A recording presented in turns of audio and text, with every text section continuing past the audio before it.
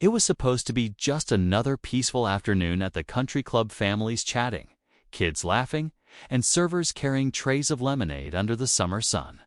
But everything came to a sudden stop when a sharp voice cut through the air. All heads turned as a wealthy businessman, dressed in an expensive suit and dripping with attitude, raised his voice at someone no one expected, his own elderly mother. She stood there, fragile and quiet, holding a small gift box in her hand, her eyes filled with love. All she had done was ask him to sit with her for a few minutes, proud to introduce her son to old friends. But instead of responding with kindness, he humiliated her in front of everyone. A hush fell over the crowd as he spoke to her coldly, then brushed her hand away with a harsh motion that left everyone stunned. People nearby exchanged glances. Some pulled out their phones. A child clutched her father's arm, confused and afraid. But in the midst of the silence, someone else was watching too, someone the millionaire didn't see. Someone who knew the full story behind that woman's sacrifices. And they weren't about to stay silent. What happened next would turn the entire room upside down and force the arrogant man to face a truth he never expected, and a past he tried to forget. But before that moment arrived, the room held its breath, waiting for what was about to unfold. The room stayed frozen for a moment, everyone unsure whether to step in or stay silent. The elderly woman's hands trembled as she slowly lowered the gift box, her smile fading into something much sadder. Her name was Margaret, a retired schoolteacher who had spent her life raising her only son after her husband passed away unexpectedly. She'd worked 2 jobs, skipped meals to save money, and never once complained. Her dream had always been to see her son succeed. And he had, at least on the outside. Daniel, her son, was now a well-known millionaire entrepreneur. He owned several businesses, drove luxury cars, and was often featured in magazines. But those who knew him in recent years whispered of how success had changed him. Cold, distant, too busy for family. Today was supposed to be different. Margaret had invited him weeks ago, hopeful he might show the kindness she remembered from long ago. Instead, she got public embarrassment. What Daniel didn't know was that a man seated in the back, dressed simply in jeans and a faded shirt, had been watching everything. His eyes had narrowed the moment Daniel raised his voice. He knew Margaret not from today, but from a long time ago. He remembered the kindness she once showed him when no one else would, and now he felt a fire in his chest. He couldn't just sit there and watch. But who was this quiet man? And what did he plan to do about what he'd just seen? Man? Jean stood up slowly, eyes locked on Daniel. His name was Tom, and years ago he had been one of Margaret's students, the kind of kid teachers often overlooked. He came from a broken home, rarely had lunch, and barely spoke in class. But Margaret had seen something in him. She'd offered him extra help after school, brought him snacks, and even slipped him a warm coat one winter when he had none. That quiet kindness had changed his life. He'd never forgotten her. As Tom stepped forward, the crowd began to stir. Daniel noticed him now, eyebrows tightening in irritation. "Can I help you?" he said sharply, clearly annoyed. But Tom didn't respond right away. He glanced at Margaret, who looked surprised but hopeful, her eyes watering. Meanwhile, whispers were spreading. One of the waitstaffs quietly told another that this wasn't the first time Daniel had spoken down to his mother. He once had her wait outside in the rain while he took a business call. Someone murmured.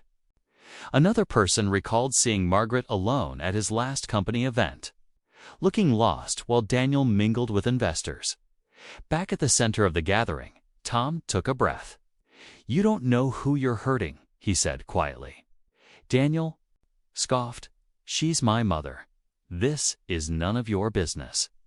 But Tom's voice remained steady. "That's where you're wrong." Tension thickened in the air. Margaret clutched her small gift, holding it tight to her chest. She had no idea. What was about to be revealed, Daniel's jaw tightened as more people began to gather, sensing something bigger was unfolding. His carefully built image, the millionaire with charm and class, was cracking in real time.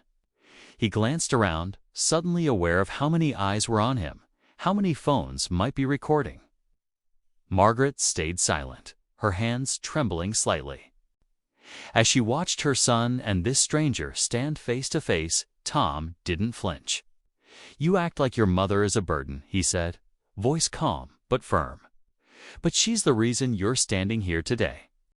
Do you even know what she gave up for you?" The crowd leaned in, hanging on every word. Even the club's manager paused by the door. Watching quietly, Daniel looked at Margaret, his face unreadable now.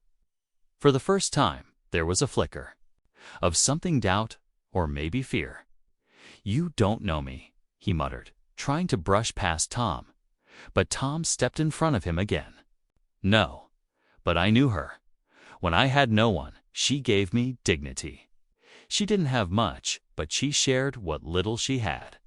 And she never asked for anything in return." The silence that followed was thick. Margaret looked stunned, her lips parting. As memories returned, she finally recognized Tom. Daniel, however, was growing visibly nervous, his confident posture starting to crumble. Then someone in the crowd called out, "Is this true, ma'am? Did you really help him like that?" Margaret nodded slowly. And just like that, the energy in the room shifted and Daniel realized the truth was no longer his to control. Just as Daniel began to feel the weight of judgment settling around him, a woman from the back of the room stepped forward. She looked sharp, confident, and familiar to anyone who followed local media. It was Claire Rowan, an investigative journalist known for exposing the hidden lives of the city's elite. Her voice cut through the tension like a blade. "Interesting," she said, holding up her phone. "Because I've been following this story for weeks, and now it all makes sense." Daniel froze. The crowd shifted again, murmurs growing louder. "What are you talking about?" he asked, though his voice had lost its edge.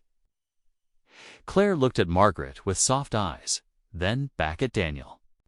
"Your mother didn't tell anyone, but she tried reaching out to a legal aid center last month. Said she was afraid of being forced out of her home. Said her son wanted to sell it, even though she built that house with your father." Gasps rippled through the guests. Margaret looked down, ashamed. Tom clenched his fists, anger rising.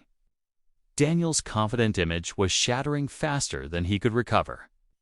"That's a lie," he snapped, but his voice cracked. Claire didn't flinch. "Have the records. And if anyone's curious, there are also documents showing multiple attempts to transfer assets from her name to your company." Now the room was buzzing. Margaret's eyes filled with tears, not from the humiliation this time, but from the heartbreak. And Daniel.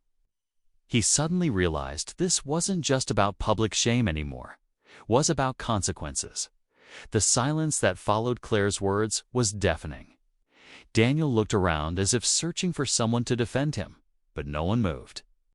Even the club's staff had stopped working, their eyes fixed on him. Margaret, still clutching the small gift box she had brought for her son, finally spoke. Her voice was quiet, but steady.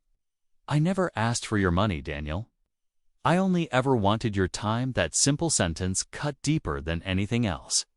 Daniel's face turned pale, and for a moment he looked like a lost boy instead of a powerful man.